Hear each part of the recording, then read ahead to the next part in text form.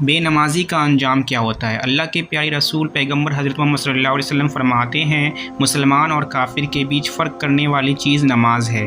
جس نے جان بوجھ کر نماز کو چھوڑ دیا گویا اس نے کافر کا کام کیا۔ ایک اور حدیث میں پیارے رسول پیغمبر حضرت محمد صلی اللہ علیہ وسلم فرماتے ہیں، ایک رات میرے پاس 2 فرشتے آئے اور مجھے اپنے ساتھ لے کر گئے۔ میں نے راستے میں دیکھا کہ ایک آدمی زمین پر لیٹا ہوا ہے اور ایک دوسرا آدمی ایک بڑے پتھر سے اسے مار رہا ہے۔ اس کا سر ٹکڑے ٹکڑے ہو جاتا ہے اور پتھر دور جا گرتا ہے۔ جب وہ پتھر لینے کے لیے جاتا ہے اور واپس آتا ہے، اتنی دیر میں اس کا سر پھر صحیح ہو جاتا ہے۔ وہ آدمی پھر اپنی پوری طاقت سے اس کے سر پر پتھر مارتا ہے، اسی طرح وہ مارتا رہتا ہے۔ میں نے فرشتے سے پوچھا، یہ کون آدمی ہے؟ اس کا جرم کیا ہے؟ فرشتے نے جواب دیا، یہ آدمی نماز نہیں پڑھتا تھا، اس کو اس کی سزا مل رہی ہے۔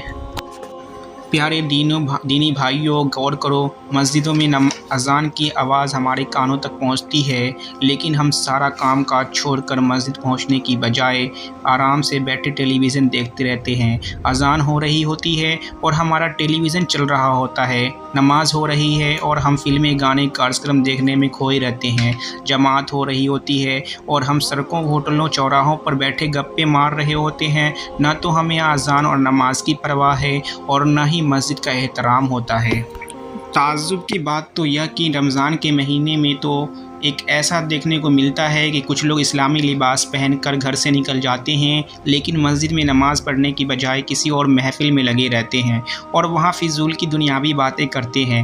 حضرت عبادہ صحابی فرماتے ہیں کہ اللہ کے رسول پیغمبر حضرت محمد صلی اللہ علیہ وسلم نے مجھے 7 چیزوں کی نصیحت فرمائی تھی، جس میں سے 2 چیزیں یہ ہیں کہ شرک مت کرنا کبھی، نہیں تو تمہارے بدن کی بوٹی بوٹی کر دی جائے گی۔ دوسرا، جان بوجھ کر نماز نہ چھوڑنا، کیونکہ ایسا آدمی اسلام سے خارج ہو جاتا ہے۔ ذرا غور کرو اے مسلمانوں، جان بوجھ کر نماز چھوڑنے والے ہم کیسے مسلمان کہلانے کے حقدار ہو سکتے ہیں؟ جب کبھی لڑنے کی بات آتی ہے تو ہم پیچھے نہیں رہتے، لیکن دین کے کاموں سے دور کیوں؟ اللہ کے واسطے اے مسلمانوں، اپنا اور نماز کا رشتہ مضبوط کر لو، مسجدوں کو اپنے سجدوں سے آباد کر دو۔ اب بھی موقع ہے، سچے دل سے توبہ کر کے اپنے رب کی راضی کر لو، کیونکہ اگر رب راضی ہو گیا تو دنیا کی کوئی بھی مصیبت تم پر نہیں آ سکتی۔ غریبی، بے روزگاری، مصیبتوں، رنج اور غم، لاچاری کا ایک ہی علاج ہے اور وہ ہے نماز۔ اللہ ہم سب کو 5 وقت کی نماز پڑھنے کی توفیق عطا فرمائے، آمین۔ ابھی تک آپ لوگ نماز شروع نہیں کیے ہو تو اس ویڈیو کو دیکھنے کے بعد ضرور شروع کر دیجئے، کیونکہ نماز میں ایک سکون ہے، الگ قسم کا سکون ہے۔